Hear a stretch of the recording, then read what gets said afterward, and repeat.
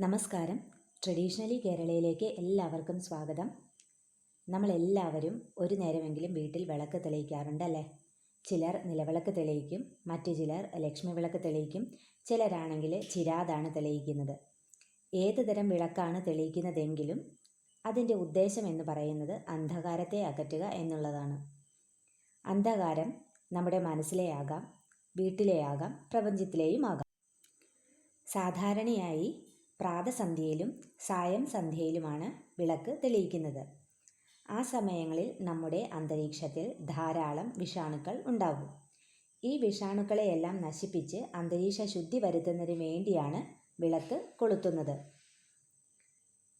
നമ്മൾ സാധാരണയായി ഉപയോഗിക്കുന്നത് ഓടിൻ്റെ നിലവിളക്കാണ്. ഓട്ടുവിളക്കിൽ എള്ളെണ്ണ ഒഴിച്ച് തിരി തെളിയിക്കുമ്പോൾ ഓട്ടുവിളക്കിലെ ലോഹമിശ്രിതവും എള്ളെണ്ണയുടെ ഇരുമ്പ് ശക്തിയും കൂടി ചേർന്ന് അന്തരീക്ഷത്തിൽ ധാരാളം പ്രാണോർജം വ്യാപിക്കുകയും രോഗാണുക്കളെയെല്ലാം അത് നശിപ്പിക്കുകയും ചെയ്യുന്നു. എള്ളെണ്ണയിൽ ധാരാളം ഇരുമ്പ് അടങ്ങിയിരിക്കുന്നു. അതുകൊണ്ടാണ് അതിൻ്റെ കുറവ് നമ്മുടെ ശരീരത്തിൽ നികത്തപ്പെടുന്നതിന് വേണ്ടി ശുദ്ധമായ എള്ളെണ്ണ ഉപയോഗിച്ച് വിളക്ക് തെളിയിക്കണം എന്ന് പറയുന്നത്. എള്ള് ഇരുമ്പ് ശക്തിയെയും ശനിഗ്രഹത്തെയുമാണ് പ്രദാനം ചെയ്യുന്നത്.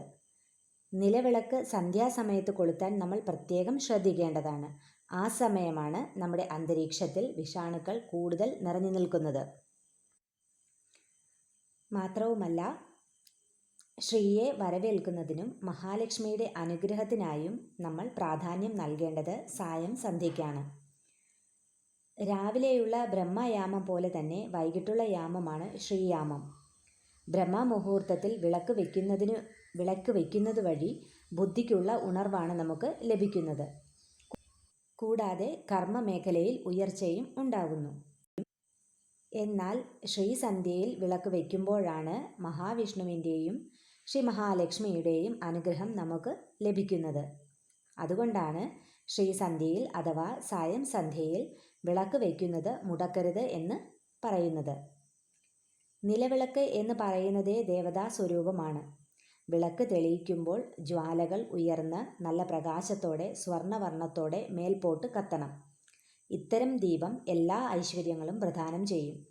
വിളക്ക് നന്നായി ജ്വലിക്കുമ്പോൾ തിരി താഴ്ത്തി വയ്ക്കുകയോ പ്രകാശം കുറഞ്ഞ് കത്താനിട വരികയോ ചെയ്യരുത്. പ്രകാശമില്ലാതെ ചെറുതായി കത്തുന്ന ജ്വാല ആയുസ്സിനും ആരോഗ്യത്തിനും കുറവ് വരുത്തും.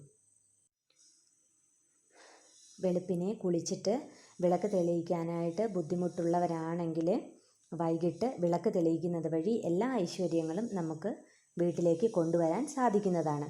ആരോഗ്യ പ്രശ്നങ്ങളോ വയസ്സായിട്ടുള്ളവരോ ഒക്കെ ആണെങ്കിൽ ബ്രഹ്മമുഹൂർത്തത്തിൽ കുളിച്ച് വിളക്ക് വയ്ക്കാൻ സാധിക്കില്ലല്ലോ എന്നോർത്ത് വിഷമിക്കേണ്ട കാര്യമില്ല.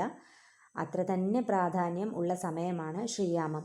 വൈകിട്ട് 6 മണി മുതൽ 9 മണി വരെയുള്ള ഏത് സമയത്ത് വേണമെങ്കിലും നമുക്ക് വിളക്ക് കൊളുത്തി പ്രാർത്ഥിക്കാവുന്നതാണ്. ജോലിക്കൊക്കെ പോകുന്നവരാണെങ്കിൽ പോലും 6 മണി മുതൽ 9 മണി വരെയുള്ള ഏത് സമയത്താണെങ്കിലും നമുക്ക് വിളക്ക് കൊളുത്തി പ്രാർത്ഥിക്കാവുന്നതാണ്. അതുവഴി ശ്രീ മഹാലക്ഷ്മിയുടെ എല്ലാ അനുഗ്രഹങ്ങളും നമുക്ക് ലഭിക്കുന്നതാണ്. എല്ലാവർക്കും ഈ വീഡിയോ പ്രയോജനപ്പെട്ടിട്ടുണ്ടാവും എന്ന് വിചാരിക്കുന്നു. വീഡിയോ ഇഷ്ടമായിട്ടുണ്ടെങ്കിൽ ലൈക്ക് ചെയ്യാനും ചാനൽ സബ്സ്ക്രൈബ് ചെയ്യാനും മറന്നു പോകരുത്. ആദ്യമായിട്ട് വീഡിയോ കാണുന്നവരാണെങ്കിലും സ്ഥിരമായി വീഡിയോസ് എല്ലാം കണ്ടുകൊണ്ടിരിക്കുന്നവരാണെങ്കിലും ചാനലൊന്ന് സബ്സ്ക്രൈബ് ചെയ്യുമെന്ന് പ്രതീക്ഷിക്കുന്നു. എല്ലാവർക്കും ശുഭദിനം. നന്ദി.